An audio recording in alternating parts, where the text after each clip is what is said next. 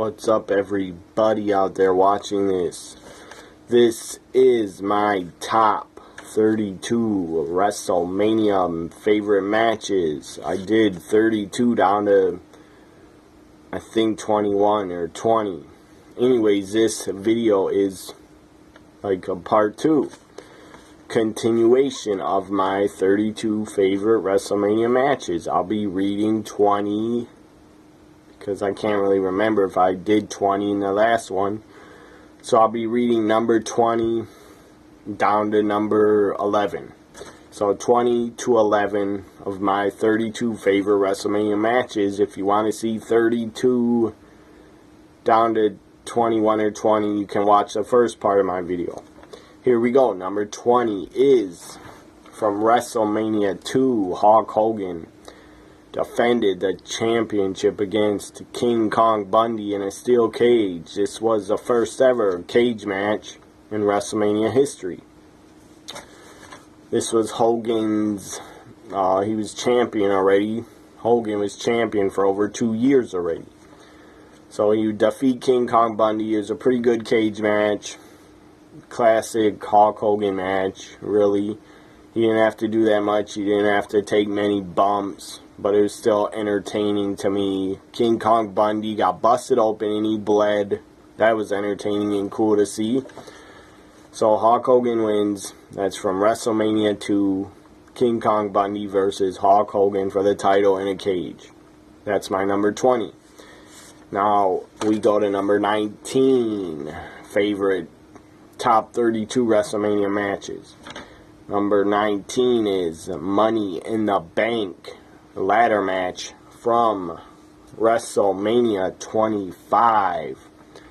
It was a pretty damn good Money in the Bank. I really enjoyed it, and I really enjoyed CM Punk winning for the second year in a row, winning Money in the Bank. Number 18 is from WrestleMania 27. Triple H against The Undertaker. It was a very good match. The streak was on the line. Something in my eye. Anyways, the streak was on the line. It was a very good match. Both guys at the end, The Undertaker was so beaten down and beat up. I'm sure his body was beaten down and beat up. He couldn't even walk out on his own. They had to bring a cart down, put him on the cart, take him out. But The Undertaker wins. I believe he locked on Hell's Gate and Triple H either passed out or tapped. And he had a sledgehammer in his hand. Triple H was holding the sledgehammer, and then Hell's Gate was locked on, and then he had to let go of the sledgehammer because he passed out. So that was number 18. Triple H, Taker from WrestleMania 27. Number 17 is from WrestleMania 8. Ric Flair defended the championship against the Macho Man Randy Savage. This match was supposed to be Hulk Hogan and Ric Flair. It should have been Hogan against Flair for the title, but that never happened. On a WWF pay-per-view, we never saw Flair versus Hogan in the early 90s when they were in the same company. I don't know why WWF never pulled the trigger and put Hogan and Flair in a match on pay-per-view.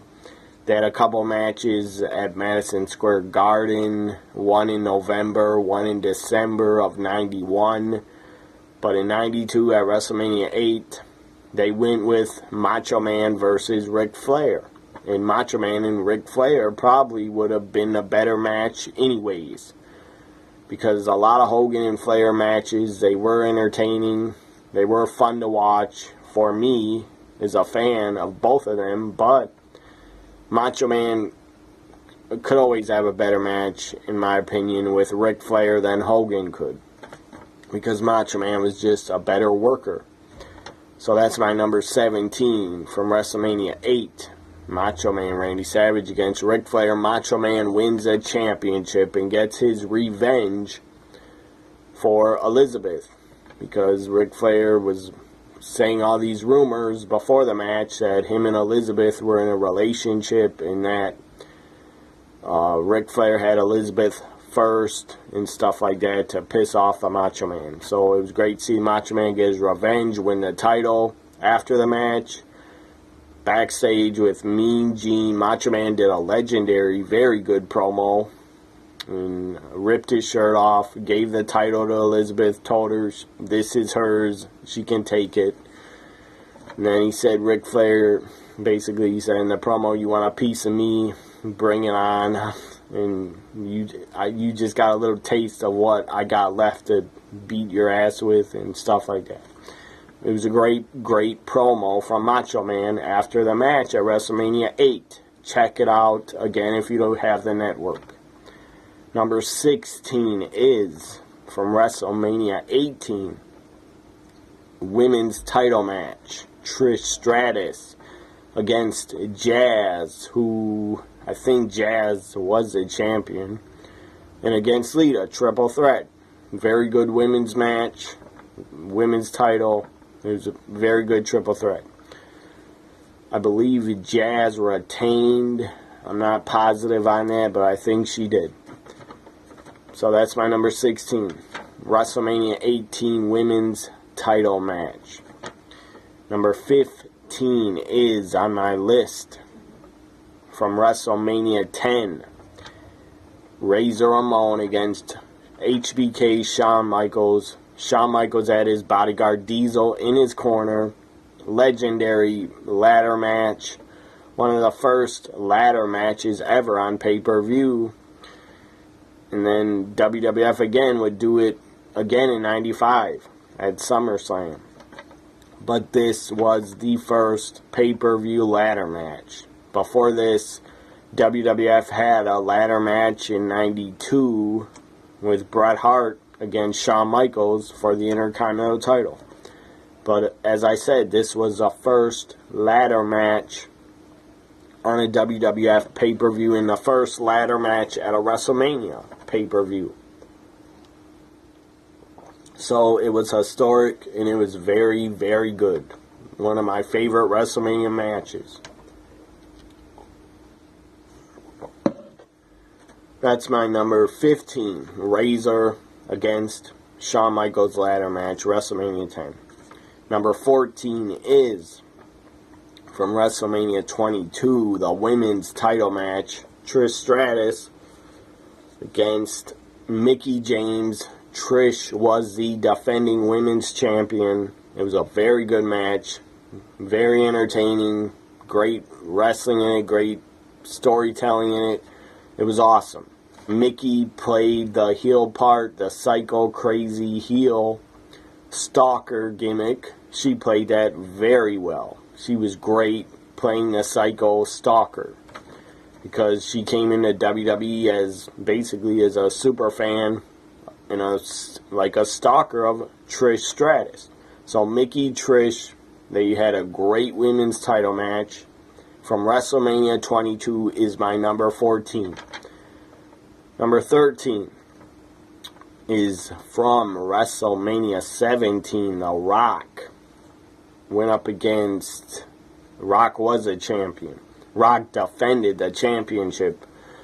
Earlier, The Rock won the title at No Way Out 2001 in February before WrestleMania 17. So The Rock didn't have a very long title run. That's okay. I didn't mind. I was more of a Stone Cold Steve Austin fan. I wanted Stone Cold to win at the time when I watched it live. Stone Cold wins, then turns heel and shakes hands and toasts a beer with Mr. McMahon, his arch rival for so many years. The heel turn did not really work because at the end of the heel turn, they kept cheering Stone Cold and wanted him to go back to being a babyface.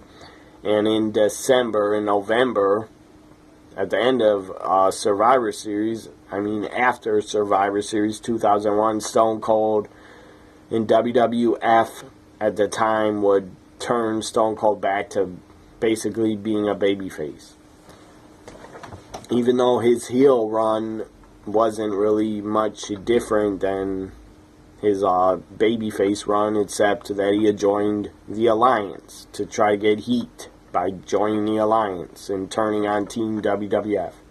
And they tried really hard, too hard.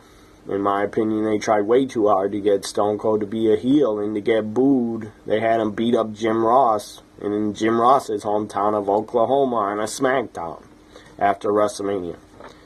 And they even had Stone Cold join Triple H, his arch rival, for a lot of years. He joined Triple H, and they became a tag team to get Stone Cold over as a heel. He joined forces with Triple H, and they became the tag champions, and then Triple H tore his quad and got injured.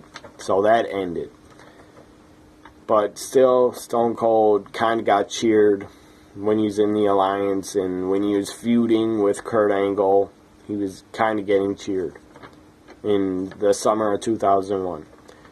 And Stone Cold is a babyface. Watch back all the stuff he did. He really didn't change anything. I mean, he was a babyface because he was cheered. But all his tactics were heel tactics. All the stuff he did, a heel could have been doing, and they would have got booed. But all the stuff Stone Cold did in his career, he got cheered for because he was that loved. So my number 13 is Rock Austin from WrestleMania 17. Number 12,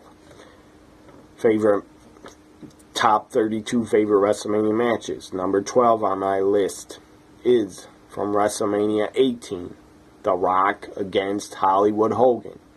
This was a very, very fun match to watch. I will admit it was not the best, but it was very entertaining, and the crowd was super into it, so that made it better.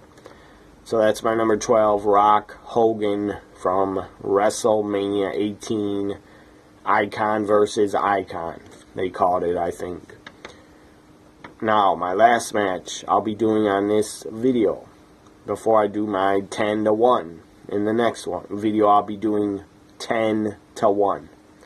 My number 11 match is from WrestleMania 30, Daniel Bryan versus Batista versus Randy Orton. We all know Daniel Bryan had to defeat Triple H to get put in the main event, and that's what happened.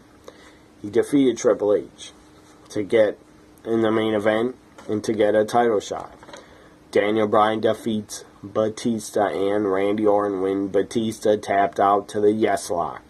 Epic moment, all-time great WrestleMania moment.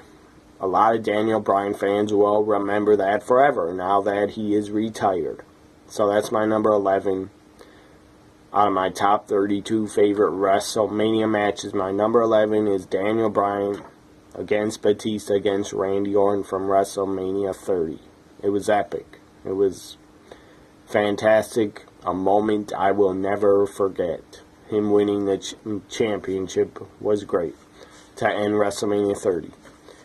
So this ends my top 32 favorite WrestleMania matches. I did 20-11. Next video, whenever I do it, or whenever I decide to do the next one, it will be my top 32 favorite WrestleMania matches, 10-1. Top 10 list of my favorite WrestleMania matches, basically of all time. I'll be doing 10-1. Hope you enjoyed this favorite 32 WrestleMania matches. This was 20-11. Hope you enjoyed it. Follow me on Twitter at TNAWWE Guy, and follow my other account. You should know what it is already. If you don't, then you don't. I don't really care if you follow me there or not. Bye for now.